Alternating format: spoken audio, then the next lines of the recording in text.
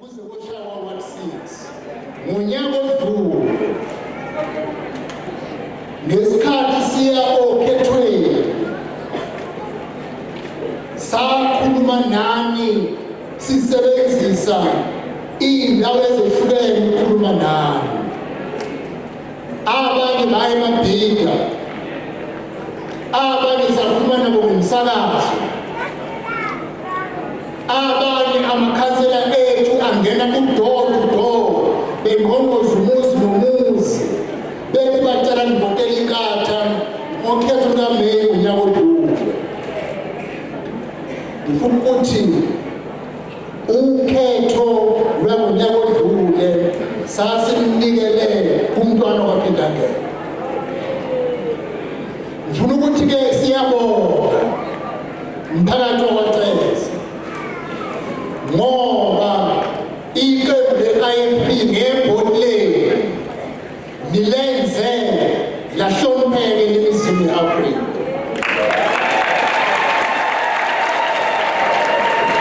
Ababethi mhla wahamba umntwana kuyaphela ngento yakhe, namhlanje bajabulile.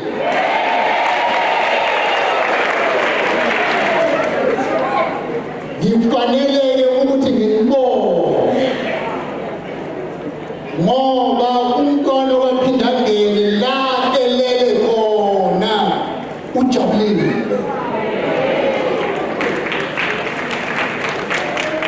Iqembu le-IFP ngevoti lenu lahlonishwa iNingizimu Afrika yonke, lahlonishwa umhlaba wonke. Sasithola imiyalezo evela emazweni angaphandle bethi naze nayenza into enhle ukumela igama lomntwana engasekho. Sibonga nina-ke thina. Yikho belithi egameni lesigungu sikazwelonke sithi halala Ceza, halala. Halala uZasondini, halala. Yabona-ke ngaleli giya leli elihamba ngalo, hambani ngalawo mandla senibheke okhethweni lwangonyaka ozayo. Iqembu lenu namhlanje yilo elihola uhulumeni wesifundazwe saKwaZulu-Natal. Akuzenzelanga kodwa kwaba yivoti lenu. Iqembu lenu namhlanje lihlala etafuleni elikhulu lokuthatha iy'nqumo zaseNingizimu Afrika. Iqembu lenu namhlanje linongqongqoshe, linosekela ngqongqoshe ngenxa yevoti lenu. Ngifuna-ke ukunika isiqiniseko umntwana owaphindangene wayewomabonakude. Nimazi kahle ngingatshela ngomunye umuntu ongathi akamazi kodwa nimazi kahle mina umntwana ukuthi wayewomabonakude umntwana. Iqembu le-IFP kusukela kuhulumeni wesifundazwe kuze kuyofika kuhulumeni omkhulu, lehle lize kuhulumeni wasekhaya, alizukulibala ukuhlupheka kwenu ngangelilodwa ilanga, futhi alisobe ladayisa ngani ngangelilodwa ilanga. Kusewunyaka wodwa uhulumeni ukhethile. Uhulumeni wesifundazwe saKwaZulu-Natal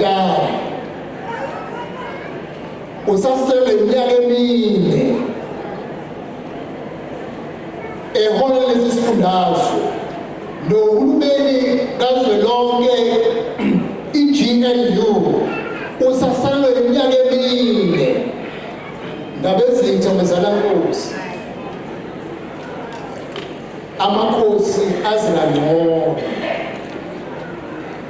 ukuthi ayakubona uguquko indlela aphatheke ngayo uma eqhathanisa nesikhathi engaphethe i-IFP KwaZulu-Natal. Aselibonile amakhosi, angafakanga ukuthi hayi siyawubona. Ngisho-ke nomphakathi wakithi sifuna ukuthi lokho kuzidingonqangi zenu. Umeya wethu la eZululand, umfowethu uMkhonyovu, uMichael Khumalo, ukhona usekela meya, ukhona uSomlomo, kodwa umeya wethu njengoba ngikhuluma nje useJalimane lapha khona.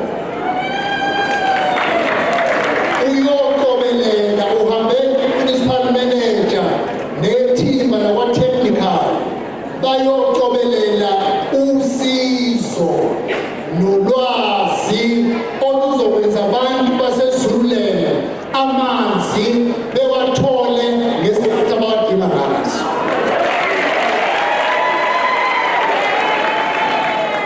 Ngifuna ukuthi-ke ngimcelele ukuthi namanje ukuthi noma ngabe khona elingakaboni ukufinyelela kini masinyane,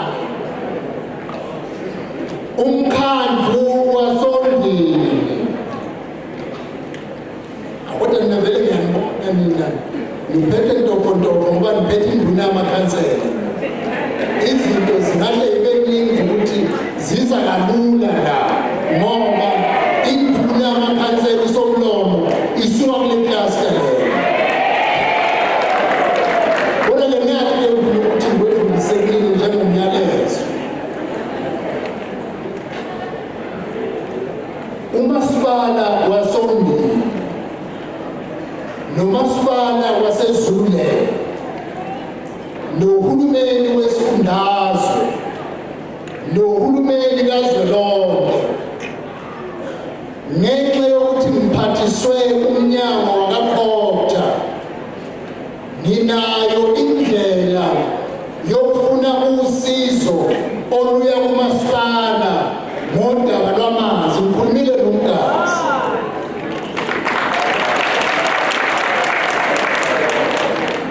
Nathi othukela ikhona indlela esesingenelele ngayo uthukela ukubanceda ngodaba lwamanzi. Emzinyathi ngizoba nomhlangano wey'nsuku ezimbili namakhansela nawo wonke ama-stakeholders emzinyathi, sikhande iplan yokuxazulula inkinga yamanzi. Ngithele kumgazi ihlandla-ke noma igxathu lesithathu ngizezululela ngoba ibhodi lenu kumele lilisebenzele. Ngakho-ke sicela ukuthi-ke uma nibona ukuthi akenzeki njengokufisa kwenu, kodwa yazini ukuthi sisemshikathikeni leminyaka emihlanu iyothi phela. Amakhansela enizowakhetha ngonyaka ozayo iyothi phela iminyaka emihlanu. Inkinga enkulu yamanzi sifuna ukuba sesitikini ngayo ngoba ngisho ngalana kuRonderville, kodwa mawunawo amanzi usuke kunokusiza uncane. Noma ngabe indlu yangasese ingaphandle awukakwazi ukuyishayela endlini, kodwa uma unamanzi uyewazi ukuthi uma sekinamanzi sengalikhandi ithoyilethi elizoba ngaphakathi endlini. Mamanzi engekho ngisho amandla abakhona ayikho indlela. Ngakho-ke isinxuso sami lesengigcina ngoba ngifuna ukukhuluma ngize ngande kakhulu. Ngifisa ukuthi namhlanje nihambe nomlayezo wodwa ukuthi egameni likaNkosinathi nasegameni lomntwana waphindangela. Namhlanje sigubha usuku lakhe lokuzalwa. Lokhu kuwuphawu lokuthi iqembu le-IFP lisangalethemba. Khona amaqembu akwazi ukubuyela abantu ngoba awazi ukuthi thina siwazi ukubuyela kubantu. Siya okhethweni sezedlulu okhethweni ngoba abantu ababalulekile ngoba siyokhethweni. Ukube ngabantu unkosikazi ngabe umlando manje, kodwa unkosikazi sasimdinga siyokhethweni. Siyamdinga ukuthi akaphile impilo ehloniphekile sebedlula ukhetho. Alukho ukhetho esimkhankasela kulonyaka, kodwa lokhu esikwenzayo senza isibonelo nomyalezo esifisa ukuthi uhlale kunina. Lisikhulekele ngisho nokusikhulekela ukuthi uNkulunkulu esengathi laba baholi lamakhansela enu, omeya benu, nabaholi beqembu le-IFP, inhliziyo zabo zikhumbule ukuthi khona abaswele kunabaswele njengoba kwenzeka namhlanje. Babuzulu mfowethu unkosikazi, sifisela good memories in that new house. Sifisela njengomndeni ukuthi kwembuleke ikhasi nesiqalo esisha nempilo entsha. Ngokumethemba uNkulunkulu wethu siyakhona ukuthi kunini okusazokwehlela nkosikazi uguqule impilo yakho ibe ngcono kulesi simo esikuso esimweni owawudaleke ukuphila kusona. Ngifisa ukuthi-ke mphakathi wonke walama 1006 umfowethu Thabiso ngibona ngeke ngihlale ngakusho ukhulume kukhona ukukhuluma kokuxoxa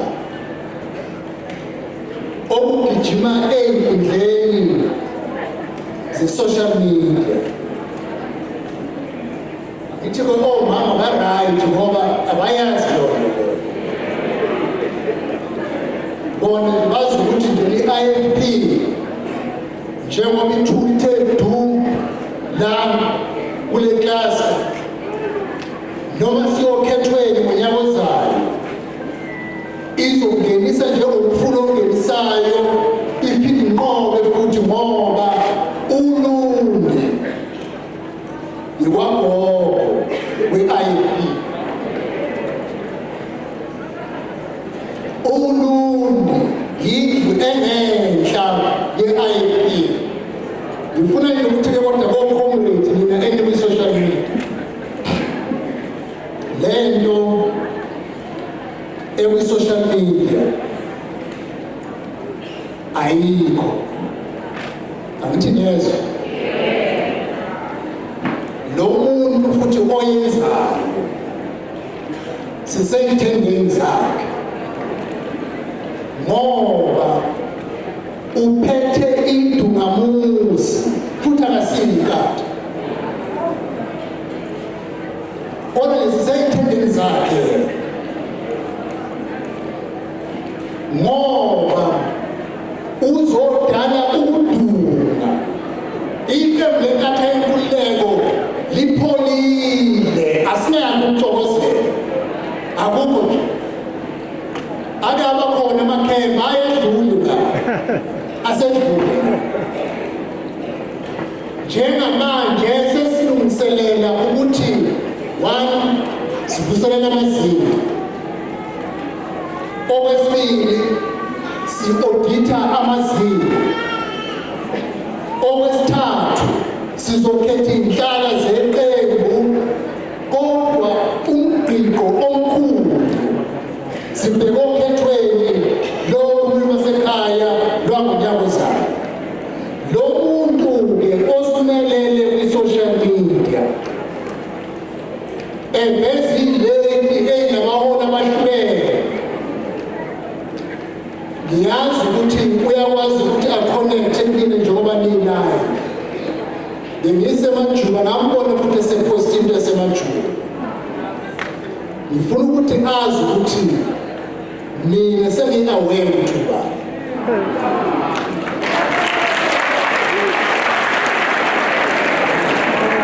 Njengoba nje ngithi sisesithendeni zakhe, angeke sivume sicobelwe i-IFP umuntu ongesiyinkathi. Kodwa sizolandela ama-proper processes ukuthi sidile naye ngendlela eyiyona. Asinankinga nje ungasicela uma ufuna ukusicela. Yilungelo lomuntu ukusho umbono wakhe. Kodwa ukuhlambalaza abaholi be-IFP angeke sivume. Ukuzofaka indungamuzi usifunze amalisi ukuthi ngobani abazohola ungesiyinkatha. Yinkatha khona ikhulume lokho. Ngeke sivume. Ngakho ngifuna nje ukuthi bo-comrade siyabona khona abaphendulayo balwe siyabona. Kodwa nize ningavumi ukwehlukaniswa umuntu ongesiyinkatha. Inkatha mayisikhuluma izobiza umhlangano. Izobiza umhlangano inkatha ibiza i-conference bese kuphuma amazinga. Angekho umuntu okufuneka aqhamuke sesitshela ukuthi nangu umengameli, nangu usekela, nangu nobhano, nangu usihlalo, nangu bani engakhulumile ngenkatha. Ngakho-ke nize ningavumi ukudlala lo muntu. Awuthi amadolizela nisomazi. Nisomazi. Nangu umthakathi. Nisomazi nangu umthakathi. Ufuna ukuphetha ngelokuthi-ke bo-comrade. Umbiko wethu omkhulu ukhetho lwangoNyakozana. Izikamona zizophonsa isikhuni esinentuthu phakathi komuzi we-IFP ukuze sichopheke sixabane sodwa siqhathaniswa umuntu ongesini ilunga le-IFP. Ngakho zonke lezi zinto eniyibona ngiphithizela kwi-social media yazini ukuthi akekho umholi wethu oyingxenye yazo, kodwa umuntu oyedwa. Angithi nenimbona ubhale ngaphansi kwaleli igama uyedwa. Futhi is-aware ukuthi is a fake account. Ma kuyi-fake account ukuthi uyazi kakhulu yona iqiniso. Kodwa isizulu sithi alikho iqili elalela ikhothe emhlaba. Ngisho ngacabanga ukuthi uhlakaniphe kangakanani. Ulimi lwakhe ngeke lufinyelele ukuthi ikhothe emhlaba. Lizomazisa ukuthi nangu umuntu osukela ekhaya. Hhayi ngasicela mefuna ukusicela asinankinga. Kodwa langasikhulumeli ngoba sinemlomo yethu ekhulumela. Akangawakhulumeli amaziko enkatha ngoba anemilomo yayo ekhulumela. Ayazi ukuthi kuyobiza umhlangano. Akukho umuntu obalekela i-conference. I-extended yabizwa sawabeka ama-timelines. Futhi sowahlonipha lama-timelines. Futhi sowabiza ama-structures ukuthi nansi i-report ye-audit, nansi i-report yamaziko, bese amaziko kuba yiwona akhomba umkhombandlela. Kodwa umgomo omkhulu ukhetho lo kumele iphathe komasipala, iphathe kwisifundazwe njengoba ingxenye kahulumeni kuzwelonke.